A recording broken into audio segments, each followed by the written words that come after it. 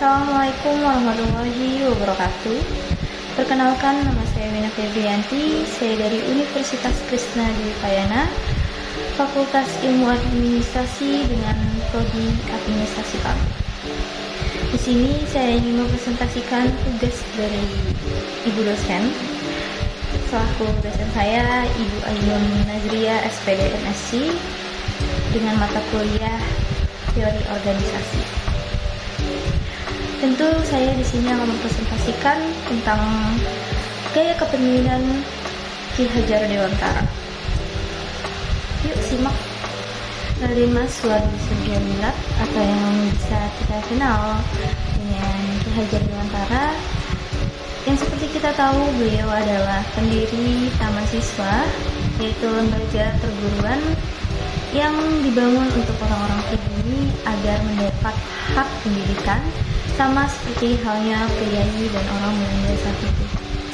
Ki Hajar Dewantara ini lahir pada tanggal 2 Mei 1889 di Yogyakarta, dan tentu beliau dibesarkan di Keraton Yogyakarta. Saat genap berusia 40 tahun, Raden Mas Suwardi Suryaningrat ini berganti nama menjadi Ki Hajar Dewantara dan tidak lagi menggunakan gelar bangsawannya di depan namanya.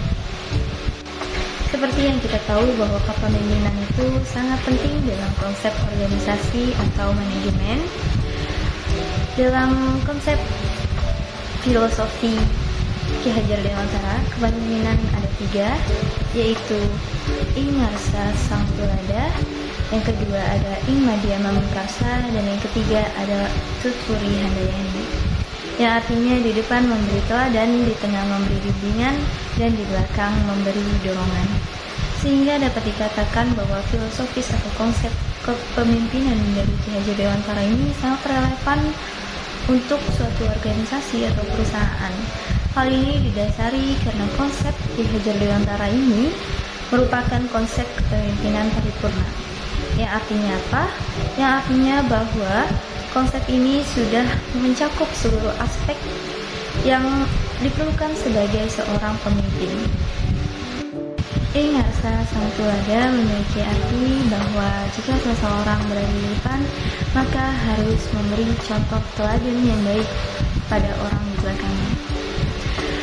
Seperti contoh, jika kita menjadi seorang pemimpin dalam suatu organisasi atau perusahaan, tentu kita harus memberikan contoh yang baik kepada karyawan atau tim kita. Tidak hanya tentang perilaku, tetapi juga nilai-nilai budaya yang tertanam pada diri kita.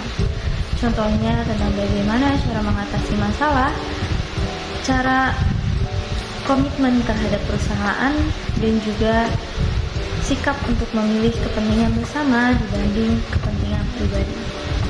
Pemimpin yang bijaksana, karismatik, ataupun berwibawa mungkin lebih mudah dalam menjalankan peran ini, sebab otomatis akan mengaspirasi orang yang berada di lingkungannya. Ing Madya Mamengkarsa memiliki makna bahwa kita berada di tengah, maka kita harus menempatkan diri, memberi bimbingan, serta menyemangati.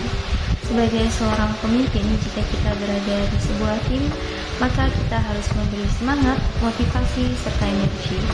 Tujuannya agar mencapai kinerja yang lebih baik dan mencapai tujuan bersama. Pemimpin harus dapat mengidentifikasi kebutuhan tim. Ketika kebutuhan itu terpenuhi, maka mereka akan termotivasi juga untuk memberikan yang terbaik lagi untuk tim dan juga perusahaan. Tuturi Handayani memiliki arti seorang pemimpin harus memberikan dorongan atau arahan. Sebagai seorang pemimpin, harus mampu memberikan arahan agar sejalan dengan visi misi dan strategi yang sudah ditetapkan agar mencapai tujuan bersama. Dari ketiga filosofis gaya kepemimpinan Ki Hajar Dewantara ini saling berkaitan dan juga sangat ideal bagi bangsa Indonesia, karena filosofi ini dilihat dari segi nilai-nilai asli budaya yang bangsa Indonesia miliki. Sekian penjelasan dari saya tentang gaya kepemimpinan Ki Hajar Dewantara. Kurang lebihnya saya mohon maaf. Wassalamualaikum warahmatullahi wabarakatuh.